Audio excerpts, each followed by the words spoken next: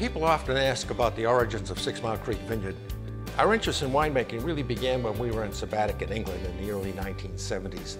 It gave us an opportunity to travel the continent and experience some of the finer wines. We had a friend who was involved in home winemaking, and he got me involved. And shortly thereafter, it just so happened that the property adjacent to the home where we live became available. And we jumped on it. Despite the fact that it is more difficult, we decided we would grow grapes there.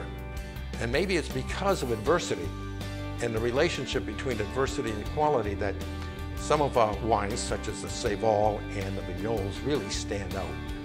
The property that we're now in, which is a handsome old Dutch-style reform barn, people just love coming into a turn-of-the-century agricultural building with its high ceilings and posted beam columns.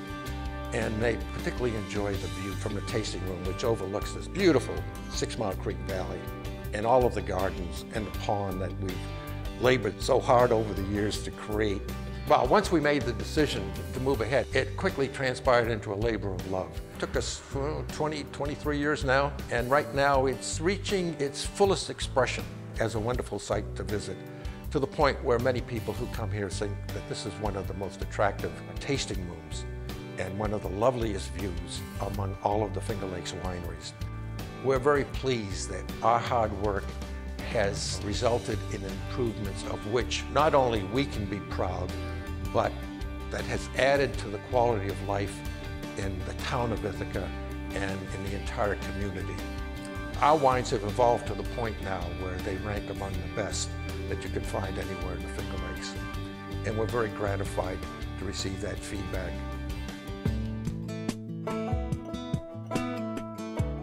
I'm Paul King, and I've been here at 6 Mile Creek Winery for, it's hard to remember, but I think it's about 18 years now.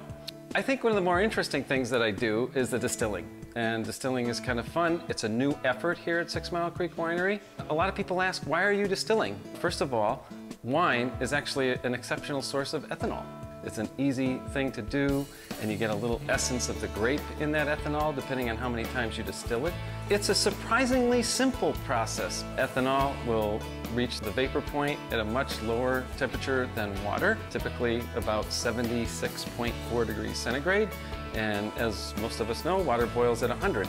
So if you can keep that temperature below the boiling point of water and keep it above the boiling point of ethanol, if you will, then you preferentially select for ethanol.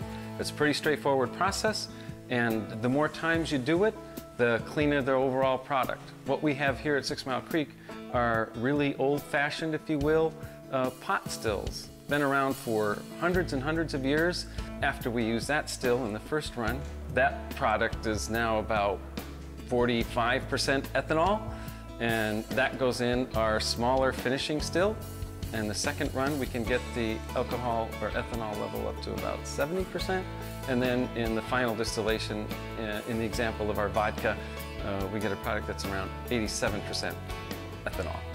So 174 proof, if my math is correct. Of course, we don't serve anything that hot. We dilute that product down to the sort of standard 80 proof. And there you have a triple distilled, pot distilled vodka made from wine, from a finished wine.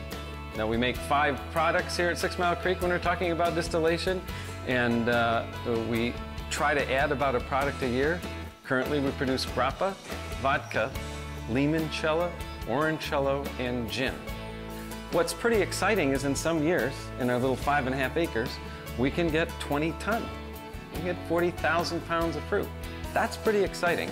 There's been a lot of learning how to grow grapes here, a lot of trial and error, a lot of tribulation, a lot of hard work, but when you can get 20 ton, really good quality fruit, and you bring it in at a site that's marginal for grapes, that's pretty satisfying. Well, we're often asked about our winemaking style and our winemaking philosophy, the answer to which is that unlike many winemakers who depend heavily on technical criteria and statistical profiles, and others who prefer to wing it, we come in somewhere in the middle. People have asked in the past, we'd get a tour in here and they would say, oh, well, this is really quite an art, isn't it, making wine? And I would say, well, yes, it is.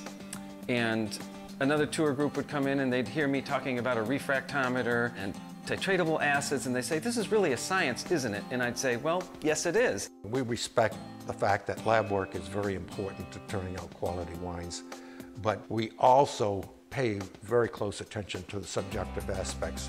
You're going to make most consistently interesting and good wines if you are both, an artist and a scientist.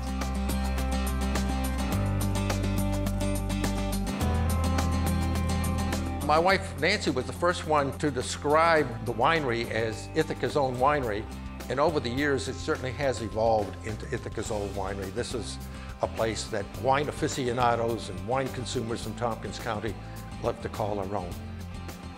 Nothing is more pleasant than for them to come up here on a beautiful afternoon and sit on the deck and have a glass or two, sometimes even more, of one of our wonderful Pinot Noirs, Cabernet Franc.